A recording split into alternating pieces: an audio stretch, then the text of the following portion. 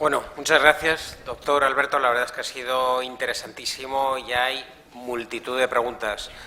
¿Dispuesto a abrir la consulta? Adelante. Voy a responder con sí y no y ya está. Sí, no, sí, no. Si responde sí o no a todas estas preguntas seguro que no da tiempo, pero lo que también es cierto es que tenemos que hacernos un diagnóstico inmediatamente por todas las dudas que nos van a quedar. Yo de entrada les puedo decir que voy a obviar todas las preguntas relacionadas con el tema en la escuela. Obviamente no se las voy a formular porque es la próxima mesa redonda va al respecto, pero sí me las voy a guardar para formulársela a nuestro próximo invitado. Y también voy a obviar aquellas preguntas que se refieren a tratamientos muy concretos, de casos concretos y medicaciones muy concretas, porque obviamente hay muchos temas y me gustaría abordarlos todos o casi todos. Lo que sí te voy a pedir, Alberto, como teníamos previsto terminar a las 8:30 y quedan 15 minutos más, que nos alarguemos luego 10 minutos más si no tienes inconveniente. Muchísimas gracias. Vamos con ello. La verdad es que se nota por las preguntas que hay muchos padres de niños que están diagnosticados y que están recibiendo un tratamiento, pero también hay muchos que piensan que posiblemente o a lo mejor sus hijos tienen este trastorno. Con lo cual, la pregunta es obvia. ¿A partir de qué edad se puede o se debe diagnosticar? Pero yo antes tenía una previa, es decir, ¿en qué momento de la vida de nuestros hijos nosotros debemos tomar la decisión o pedir o solicitar, aunque no tengamos ningún input del colegio a ese respecto, que a lo mejor el problema no es que nuestro hijo sea el más vago de la clase o el más zoquete, sino que puede haber algo, que pueden sufrir algún trastorno que deba llevar a dar un paso adelante en este sentido? ¿Y en qué momento hay que hacerlo? ¿Qué es aquello que nos puede despertar la inquietud de que algo está sucediendo? Bueno, yo creo que, en primer lugar, debemos recordar que el TDAH tiene una disfunción, se basa en una disfunción del lóbulo frontal, y el lóbulo frontal madura marcadamente de los 4 a los 6 años. Con lo cual, hacer diagnósticos antes de estas edades hay que hacerlos con mucha cautela. Yo no animo a ningún especialista que haga diagnósticos por debajo de los 5 o 6 años. No, a no ser que tengas una experiencia, trabajes enormemente en este trastorno, hay que ser muy cauto. ¿Y cuándo debemos empezar a sospecharlo? Como antes decía, no por los síntomas, sino cuando el niño empieza a tener problemas, cuando los rendimientos empiezan a ser bajos, cuando el chaval se empieza a quejar porque no le cunde el tiempo, porque las tardes se hacen insufribles, porque empieza a tener problemas de relación social, porque empiezan a aparecer quejas del comportamiento. Es decir, no tanto porque sean unos síntomas específicos, sino cuando vemos que ese niño no está bien adaptado a su entorno. Yo ahí creo que los padres tienen la obligación de pedir ayuda.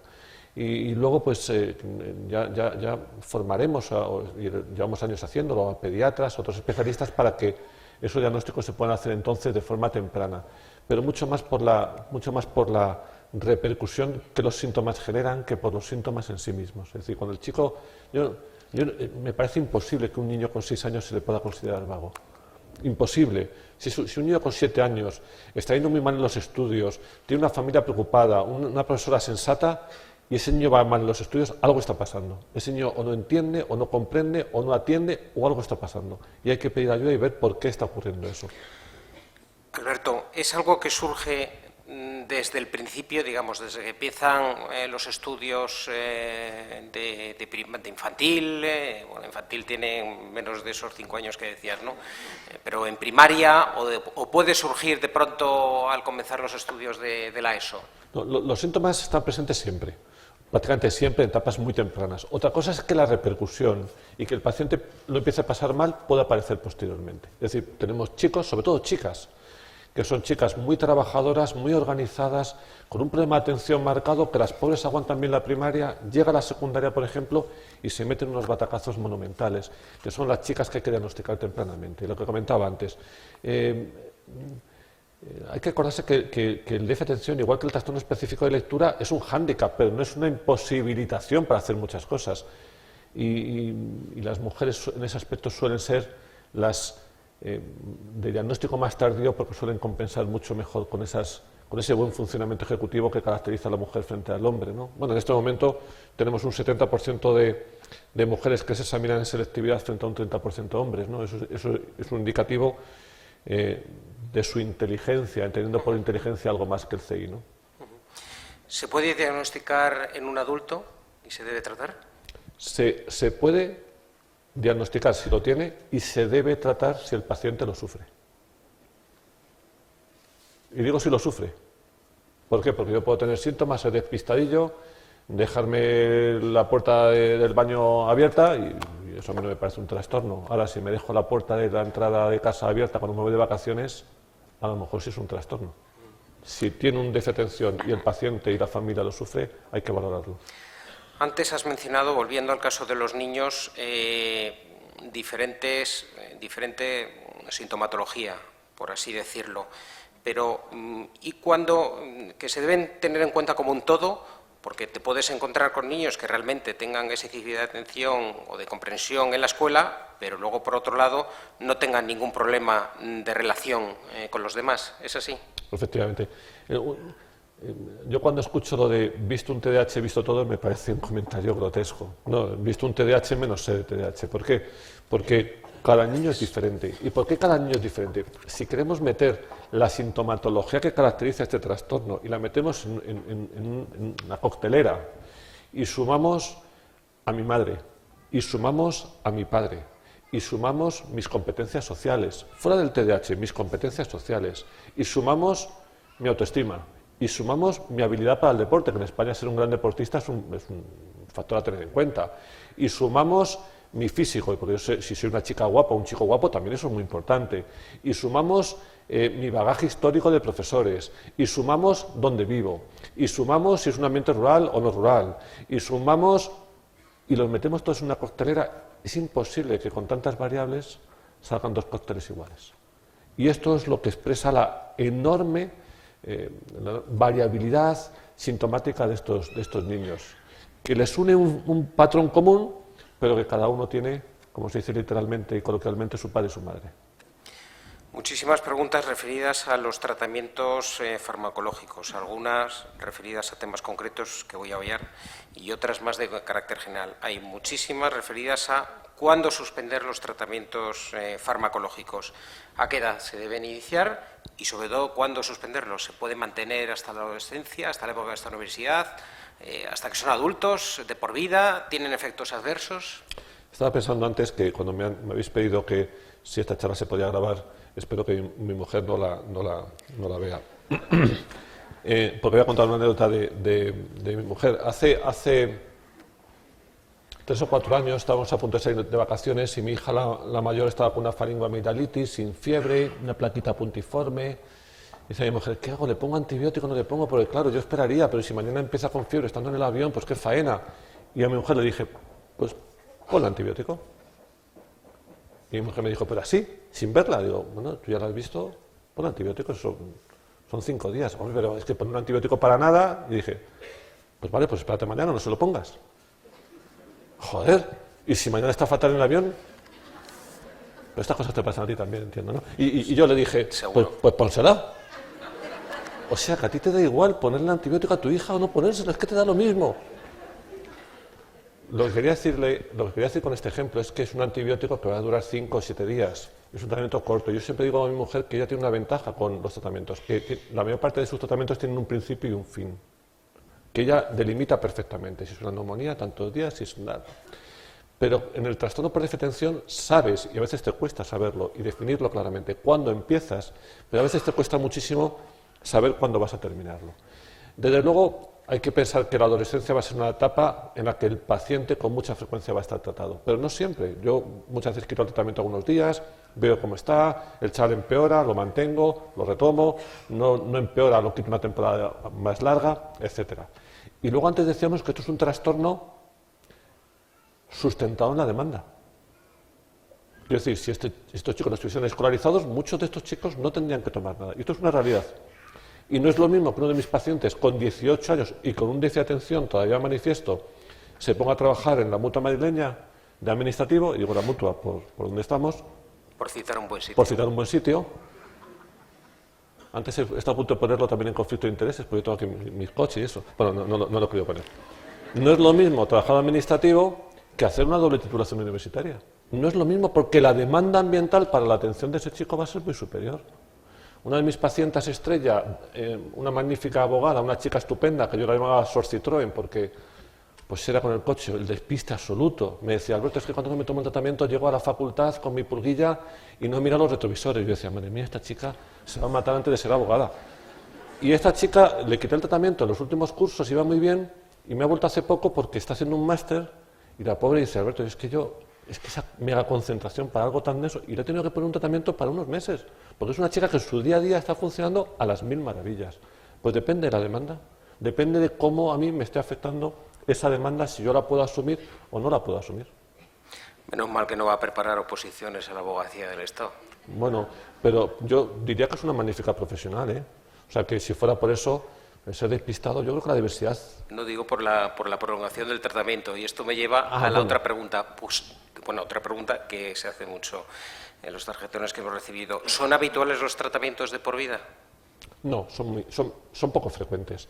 En torno a un 15-20% de los chavales necesitan tratamiento persistentemente en la edad adulta. Y suele estar muy vinculado a problemas de comportamiento manifiestos en la edad adulta, problemas de control de impulsos, de parejas o dificultades cognitivas asociadas. Es decir, yo diría que es más la excepción que la norma. Hablo del adulto que ya ha terminado sus estudios y está trabajando, etcétera. No hablo del adulto de 20 años, que el adulto de 20 años yo habría que negociaría si hay que llamarlo adulto, ¿no?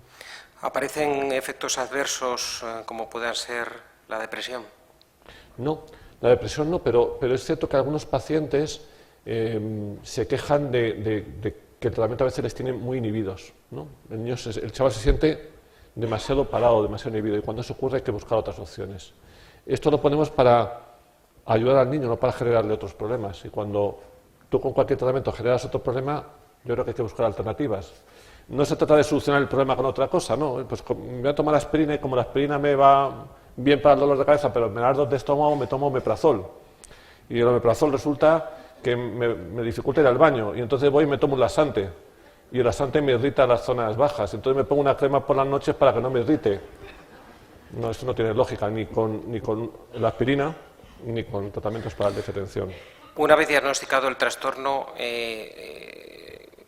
¿los tratamientos siempre van a ser farmacológicos? Si hay un trastorno, siempre deben ser, entre otras cosas, farmacológicos. Si hay un trastorno. Luego estamos en la disyuntiva, si al trastorno leve hay que tratarlo. Es que yo al trastorno leve no lo llamo trastorno. Ser despistadillo entra dentro de la diversidad educativa y dentro de la diversidad social. Muchos somos despistados o desmemoriados o maniáticos y no por eso tenemos un trastorno. Pero si hay un trastorno en toda regla que está condicionando severamente la vida del niño, sin lugar a dudas. Otra cosa es que si no lo está condicionando, no hay que dar un margen al tiempo, ver cómo se desarrolla, ver si con apoyos es suficiente y tú, entre tanto, le vas vigilando. Pero es que eso no lo llamamos trastorno, porque no le está condicionando todavía la vida. Vamos a hacer un paréntesis en las preguntas relacionadas con los tratamientos farmacológicos para hablar de cómo pueden los padres ayudar a los hijos, ¿no?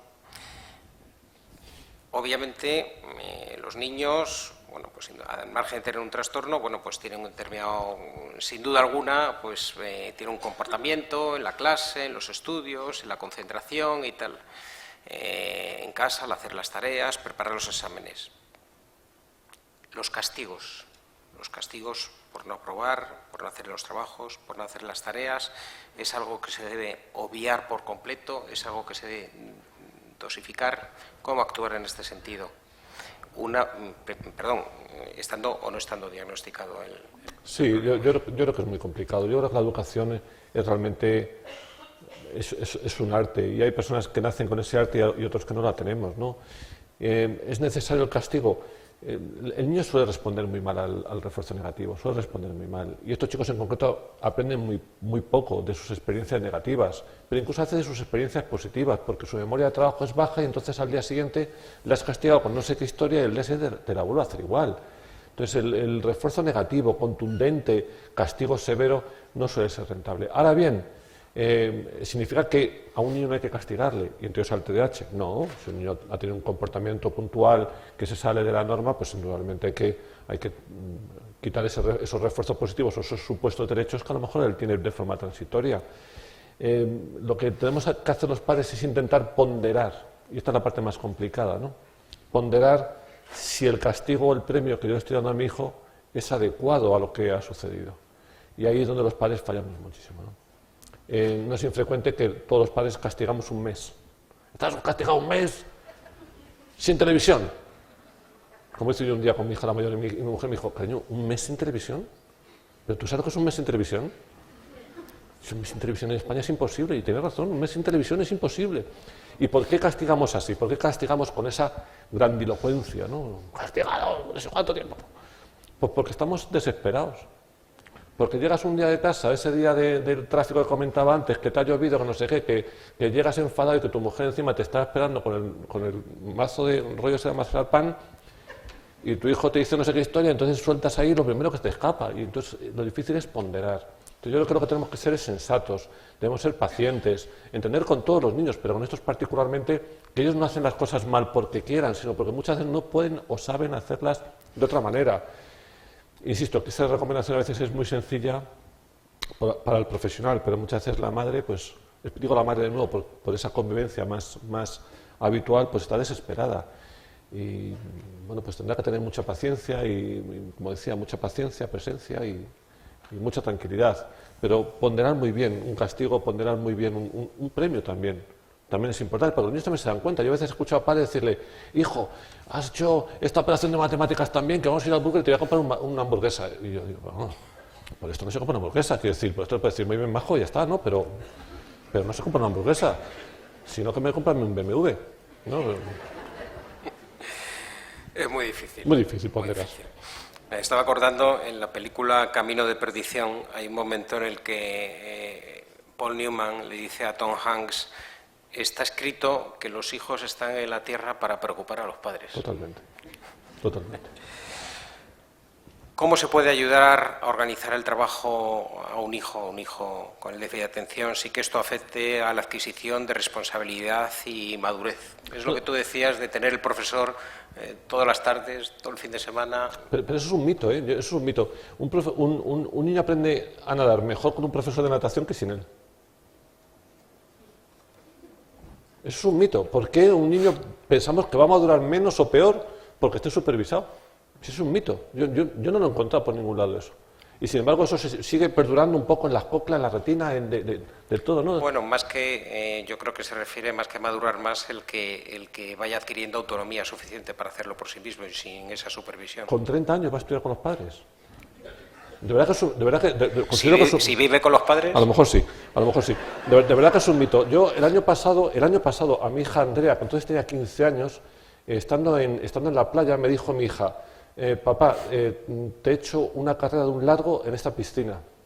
Y yo le dije, hija, papá, ¿te va a ganar? Yo sí que está hecho, pero es que te va a ganar.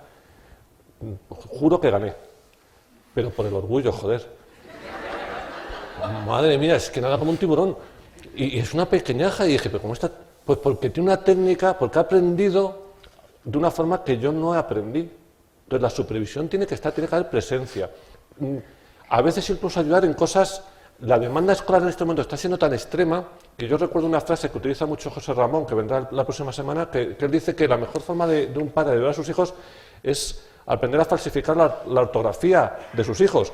Pues puede ser la letra de sus hijos, puede ser. Hay que ayudarles por todas las vías que podamos, pero desde luego en la planificación, en la organización, en el sentido del tiempo, en anticiparnos, ahí la función de los padres es absolutamente trascendental. Yo diría que en todos, pero particularmente en los chicos con este trastorno, que ese funcionamiento ejecutivo es absolutamente pobre, absolutamente. Pero no para esto, que un niño TDAH, tú le preguntas con 7 años qué ha comido hoy y te dice, ¿croquetas? Entonces tú le estás pidiendo a ese niño que no se acuerda de lo que ha comido, que qué le ha dicho la profesora de inglés, que qué tema entra y cuándo es el examen. Pero si no se acuerda de qué ha comido. Y el pequeño, que tiene 2 años menos, dice, no, ¿cómo que croquetas? Ensaladilla rusa y filete empanado. Y tú le estás pidiendo a ese niño que se acuerde de lo que le ha dicho en el inglés, de lo que el examen que va a tener, de cuándo es el examen, de lo que entra en la materia. Pues Incómodamente esa familia pues tendrá que preguntar al amiguito, tendrá que tener los teléfonos de todos los amigos, especialmente los buenos estudiantes, para preguntar y recabar información, tener esa información y establecer una estrategia. Lo que hace mi mujer y mi secretaria conmigo. Es importante. Existen varias preguntas relacionadas con los beneficios o incluso la prescripción del ejercicio físico y del deporte de forma continuada para los niños o los chicos. Yo creo que es importante la actividad física y deportiva en todos los críos, no en estos, en todos, por dos motivos. Primero, porque ya hay estudios que demuestran que aumenta la liberación de una sustancia que se llama BDNF. El BDNF es un factor neurotrófico cerebral, con lo cual yo creo que el deporte, la actividad física es importante. Y por otro motivo, porque el deporte resetea. Resetea nuestro cerebro, hace que hagamos un parón, un descanso y retomar. Siempre y cuando el chaval no se ponga particularmente nervioso por la competición. Eso es lo que hay que intentar evitar. Pero el deporte siempre resetea. Y si además el chico, sea TDAH o no, tiene una habilidad para el deporte, puede ser un buen motivo para tener una buena autoestima agarrada a esa habilidad deportiva. ¿Es normal en un niño diagnosticado con TDAH un aumento de la agresividad? Sí, puede ser por dos motivos. Porque hay un trastorno de conducta asociado o por la frustración. Son chicos que lo pasan muy mal. Yo tengo un familiar pequeño que lo diagnosticamos con 8 años, recomendé una serie de medidas, es un chico de buena capacidad, el chico iba bien, no recomendé ningún tipo de tratamiento médico, esperar un poquito con apoyos, y con 11 años le hemos tenido que echar una mano porque el chaval estaba absolutamente frustrado y él lo manifestaba con conductas muy explosivas, muy agresivas hacia su entorno más próximo. Y bueno, pues eso a veces ocurre porque el chaval lo está pasando mal, es un indicador de muchas veces de pasarlo mal, de sintomatología de ánimo. Si tienen hiperactividad, ¿por qué se les da estimulantes? Pues eso se le ha llamado siempre efectos paradójicos. Hoy ya no le llamamos efecto paradójico, ya sabemos cómo funcionan los tratamientos, funcionan sobre receptores o transportadores de la dopamina y eso hace que esa neurona que estaba de alguna manera funcionando menos, o esa región neuronal que estaba funcionando menos, se active y ejerza y actúe como le tocaba, y es mejorando su atención y mejorando el autocontrol. Y el autocontrol es lo que está detrás de la hiperactividad y la impulsividad. Es decir, actúa como potenciador de la atención y como potenciador del autocontrol. Hay varias preguntas, no sé por qué, respecto a si hay alguna asociación del TDAH con las migrañas y las cefaleas. No, lo que pasa es que los chicos somatizan igual que somatizamos los adultos. Los adultos somatizamos con dolores de cabeza, con colon irritable, con mareos, con dolores abdominales, con sintomatología de la más diversa, y los niños también, y cuando lo pasan mal, pues son niños particularmente predispuestos a quejarse, particularmente frecuente de dolores de cabeza, particularmente frecuente de mareos y dolores abdominales. Son signos indicadores de somatización, de nuevo de que el chico lo está pasando mal. ¿Dónde se pone la frontera entre un niño inquieto y la hiperactividad? En el sentido común. En la observación de la vida diaria. En el sentido común.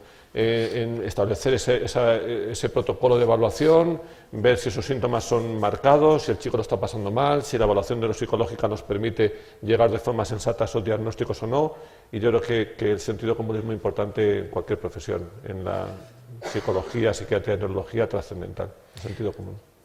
¿Puede aparecer el déficit de atención edades más, no que se haya prolongado, sino se puede aparecer a edades más, la tardoadolescencia, 18, 19 años?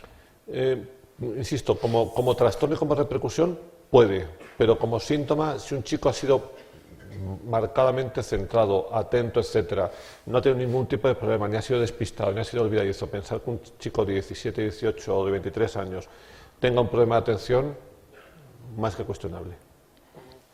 Es normal que determinadas conductas sociales, como sociales o incluso anímicas, ¿no? Como que vivan obsesionados con el mundo de las nuevas tecnologías, de los dispositivos móviles, o vivir en un mundo de la fantasía. No de la fantasía, lo que sí que es cierto es que todo el sistema multimedia está diseñado especialmente videojuegos para iPad, teléfonos móviles y ordenadores para que sean adictivos. Entonces, bueno, pues lo son para todos los niños. Estos chicos que tienen menos control, pues muchas veces se adiccionan con más intensidad. El último mega castigo que tuve yo con mi hija, digo mega por la duración, fue de un mes sin el teléfono móvil. Claro, un mes en una chica de 15, 16 años sin teléfono móvil es inadmisible, me pasé y tal. No, pues me equivoqué. No, lo que quiero decir con esto es que, bueno, pues todos hoy somos esclavos de las tecnologías y a veces los niños de forma particular por esas conductas un poquito obsesivas, ritualizadas o adictivas a videojuegos o consolas, y yo creo que ahí de nuevo el papel de los padres es muy importante, establecer tiempos de uso, establecer tipo de juego. Digo tipo de juego por si le genera más nerviosismo o no. Yo no coincido con esa filosofía de que si el niño juega juegos agresivos se convierte en un psicópata asesino. Yo me acuerdo que cuando yo era niño jugaba a los indios y vaqueros y no llevo 2 plumas, ni llevo estrella de sheriff, ni que yo sepa mato a nadie. Por eso digo que sentido común de nuevo en los juegos de nuestros hijos, sentido común en los tiempos de juego, porque yo no sabía si alguien de aquí sabe exactamente cuánto tiempo de media tiene que jugar un niño de 12 años a los videojuegos, iPad y a los 13, y a los 10, y a los 8. Mira, tú eres un chico joven, ¿cuánto? Sí, el que se ha girado, sí, tú. ¿Cuánto? No es tan joven. 1 hora y media, venga, adjudicado. 1 hora y media, no lo sé, yo sentido común, puede ser. Antes has hecho mención a la relación del trastorno con los niños que se hacen pis por las noches. Sí. ¿Y hay alguna relación con el miedo? ¿Con los miedos nocturnos a estar solos? No, yo he sido muy miedoso de niño. Los miedos son muy frecuentes. Yo creo que el miedo es una función fisiológica de supervivencia y los niños los tienen con mucha frecuencia. Y entonces los encontramos con mucha frecuencia también los niños con TDAH. Yo no sé si algunos de aquí se acordará, pero en mi colegio se hablaba de la mano negra, que yo nunca sabía lo que era la mano negra. Pero a mí me aterraba cruzar el pasillo para ir a la habitación de mis padres, y era un pasillo de 1,5 metros, que es que no veíamos una mansión donde el pasillo tenía 17 metros, es que me aterraba. Pues, y eran, bueno, pues los miedos, y ahora se tienen miedo pues a la oscuridad, a la soledad, a si mi madre en un estado deja de estar, a los zombies, a los vampiros, y cada vez tienen estímulos de lo más variopintos y miedos a las cosas más peregrinas, ¿no? En tu caso no te automedicabas, ¿no? Lo pensé en su momento, pero no. Por la talla no se veía la dosis. ¿Cuál es tu opinión sobre la neuroestimulación auditiva en pacientes con TDAH? Pues no tenemos evidencia científica de que sea útil en estos pacientes. ¿Significa que si a un paciente concreto que me llega a la consulta que ya la está haciendo y la familia te reporta que le va bien, yo voy a decir que la deje? No, lo que yo hago es solamente recomendar aquello de lo que tengo evidencia científica de que es útil. ¿Cuántas veces yo he recomendado una terapia de biofeedback? Nunca. ¿Cuántas veces he recomendado una terapia sensorial tipo Doman de la Cato, Tomatis, etcétera? Nunca. ¿Cuándo he recomendado hipoterapia para niños con TDAH? Nunca. ¿Cuándo he recomendado musicoterapia para el TDAH? Nunca. ¿Eso significa que escuchar música me parece mal? Dios me libre, ni mucho menos. Lo que digo es que son terapias que no están contrastadas científicamente y que han demostrado que son eficaces para este trastorno, pero si la familia lo está haciendo y la familia cree que le va bien y son inocuas, yo, estoy encantado.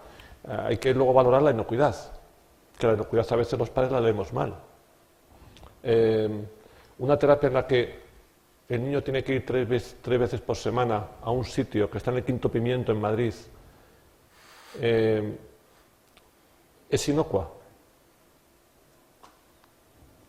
Yo creo que no. O sea, si mi hija la mayor que está haciendo 1/4 de la ESO tiene que ir 3 veces a Alcalá de Henares, 3 horas, con media hora cuando menos de ida y media hora cuando menos de vuelta, lo que tengo garantizado es el fracaso escolar. Porque no va a tener tiempo para trabajar. Cuidado con la inocuidad. Parece que la intervención es recomendable que se haga a 3 bandas, ¿no? Familia, escuela, médico. ¿Cuál es tu opinión respecto a la intervención psicopedagógica? Y si es conveniente que si ya está diagnosticado el trastorno por un neurólogo o psicólogo, también lo diagnostique un psiquiatra. Bueno, más que intervención, apoyo. Yo creo que a mí hay 2 áreas. Yo se lo digo a mis pacientes. Si yo tengo que elegir entre tratamiento farmacológico motivación y esfuerzo, supervisión familiar y escuela, de todo eso, lo que quitaría sería el tratamiento farmacológico, si tengo que elegir. Tú me haces elegir entre una y otra y yo digo, no, yo prefiero entonces que tú trabajes y te esfuerces, porque si tú no trabajas y te esfuerzas, malamente te voy a poder yo ayudar. Si yo a ese niño le pongo un tratamiento médico, pero no hay una familia detrás luchadora con su hijo, malamente vamos a poder dar solución. Si yo le pongo un tratamiento médico y la escuela no se implica, no funcionará. Os digo que todo eso tiene que ir no en 3, sino en 4 frentes, y el apoyo psicopedagógico absolutamente trascendental. Entendiendo como apoyo, insisto, muchas veces no es ir a un sitio a hacer una terapia como tal, sino simplemente es tener ayudas y apoyos para las características que yo tengo. Si yo soy un chico despistado, a lo mejor no tengo que ir a un sitio para que me entrenen mi atención, pero a lo mejor me tienen que sentar delante, tengo que estar supervisado, 2 veces por semana en el colegio la psicopedagoga me coge, me echa una mano y me entrena un poquito en mi funcionamiento ejecutivo. A lo mejor no tengo que ir a ningún sitio en particular, pero desde luego tener ese apoyo es indudable, necesario. Tú has mencionado el tema, en tu presentación, el tema de la madurez.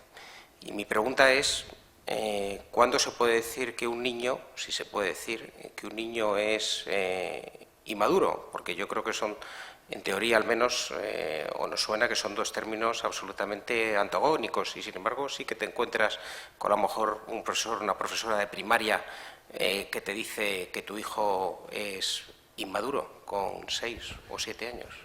Bueno, yo siempre digo que el apellido más utilizado en los chicos inatentos en las escuelas es inmaduro, pero es inmaduro porque lo son en sus habilidades de afrontamiento a diferentes problemas, lo son en sus relaciones sociales y lo son incluso en sus intereses. Yo muchas veces digo que muchos de mis pacientes, cuando los demás están pensando las chicas, ellos están pensando los Hyperman. Y esto es una realidad, a veces están los intereses. Ahora bien, la inmadurez no es un diagnóstico. Y la inmadurez, si es tal, ya vendrá y madurará. El término madurez siempre me recuerda a la fruta, pero bueno, madurará. Pero entre tanto hay que darle solución y hay que darle ayuda a ese crío. Lo que no vamos a hacer es, como tiene 2 años menos de madurez, y lo voy a entrecomillar, le voy a poner 2 años por debajo, no porque lo voy a desfasar socialmente, anímicamente, no, lo tengo que ayudar y tengo que ayudarle en ese camino. Y en ese camino, de nuevo insisto, como más hablado de la escuela, es muy importante la intervención de la escuela, y que la escuela la ayude, la supervise, la apoye, valore si realmente tiene los contenidos. Yo creo que eso es trascendental. El niño desde que es muy pequeño ya se da cuenta, ya se compara. Y es muy importante que en esa comparación el niño salga en su autoestima bien visto hacia sí mismo. Cuando mi hijo tenía 5 años, un día le fui a recoger de la ruta, digo un día por la excepcionalidad, desafortunadamente, y no me preguntes por qué, le pregunté, con 5 años le pregunté, David, tú debes ser el chico más listo de clase, ¿no? Esto es pregunta de abuela. Uy, no sé cómo dice esa pregunta estúpida, pero se la hice. No, la abuela diría que eres el más guapo. Sí, también. Y David me dijo, ¿qué va, papá? La más lista de mi clase es Lucía. Yo dije, ¿tú cómo sabes que es la más lista de tu clase? Y dice, porque Lucía lo hace todo rapidísimo y perfecto. Y ya con eso entendí que mi hijo confundía inteligencia o habilidad con aprendizaje, lo cual para un niño que aprende mal es terrible. Pero yo, torpe de mí, hice una segunda pregunta y le dije, bueno, entonces tú serás el segundo. Y me dijo, que va, papá, yo el cuarto, el quinto por lo menos. Pero mientras me daba esa contestación, le llevaba de la mano y él iba pegando botes, saltando. A él le daba igual ser el primero, el segundo, el quinto, el cuarto, el octavo. Pero cuando te da igual con 5 años. Pero con 9 no te hace ni puñetera gracia. Y eso es lo que hay que intentar evitar. Que el niño se vea bien y que se vea con autoestima y con capacidad de resiliencia y de resolución y con capacidad de respuesta y con una buena autoestima con 17 y 18 años, para que cuando nosotros le recomendamos que siga una trayectoria hacia la edad adulta de forma exitosa, que no tiene por qué ser en estudios, que puede ser en 50.000 cosas, él se encuentra en una situación privilegiada y motivada para hacerlo. Si no lo conseguimos, habrá sido un fracaso terapéutico. Alberto, esta cuestión, esta apreciación tuya sobre la motivación y la autoestima nos lleva a la última pregunta. Y te agradezco de todo corazón estos 15 minutos largos extra que nos has dedicado. ¿Ayuda, es recomendable o es contraproducente que en un determinado momento, a sugerencias del colegio, repitan curso? Pues depende. Yo creo que no se puede generalizar. La repetición del curso generalmente no soluciona grandes cosas, generalmente. Sobre todo si no se han puesto medidas antes. Lo que te llevas es muchas veces la autoestima. Has sido un chico que ha estado trabajando con la familia a veces, o a veces no, pero a veces está trabajando con la familia duramente, trabajando las tardes de forma contundente, horas de esfuerzo, y el refuerzo del final del curso es: hijo, no pasas, repites curso. Con lo cual eso, pues en la autoestima de cualquiera de los adultos que estamos aquí, pues no nos vendría nada bien. En otras ocasiones hay tanto desfase curricular que el pasarle al curso siguiente es una tortura para el crío. Y yo creo que ahí, de nuevo, el sentido común del Departamento de Orientación Escolar es muy importante. No estimar solo los conocimientos, sino las habilidades que yo tengo para adquirirlos de forma temprana una vez realizado un diagnóstico. Si realizamos un diagnóstico de una dislexia en un niño de 7 o 8 años, en un mayo, yo creo que hacer repetir a ese crío es un error, porque no has hecho intervención. Lo que hay que empezar es hacerla y ver qué ocurre, y ver si el chico responde. Insisto, la repetición de curso hay que contemplarla con mucho sentido común. Yo, como me harto de ejemplos, hace 2 o 3 años, Laura, una chavala estupenda, con una dislexia, una defetención, se pasó a secundaria, y en secundaria recomendaron quitar las adaptaciones curriculares, a lo cual yo, profesionalmente, en la medida que pude, me negué, le mandé un informe a la escuela, y la orientadora, con su criterio profesional, decidió que no le hacía falta aquellos apoyos, aquella adaptación. Le quitaron los apoyos, y en mayo la orientadora llamó a la familia para decirle que su hija tenía que repetir curso. Eso es falta de sentido común. No por mi recomendación, porque yo conocía a esa niña desde los 5 o 6 años, sino porque si tú le vas a quitar los apoyos, revísala al mes, no 6 meses después. Si yo recomiendo quitar el tratamiento para ver qué tal responde el niño, no le voy a decir a la familia: se lo quitas y dentro de un año te vienes y me cuentas. No, le voy a decir: dentro de 2 semanas me cuentas, me mandas un mail, me llamas, dime qué tal está, porque necesito saber si ese niño sigue necesitando mi ayuda o no. A nivel pedagógico exactamente igual, sentido común. Pues hasta aquí hemos llegado. Alberto, gracias por tu tiempo, por tu interés, por tu ayuda, por tu emoción, que yo creo que ha sido interesantísimo y muchísima utilidad. Y te despedimos con un fuerte aplauso, ¿no? Gracias.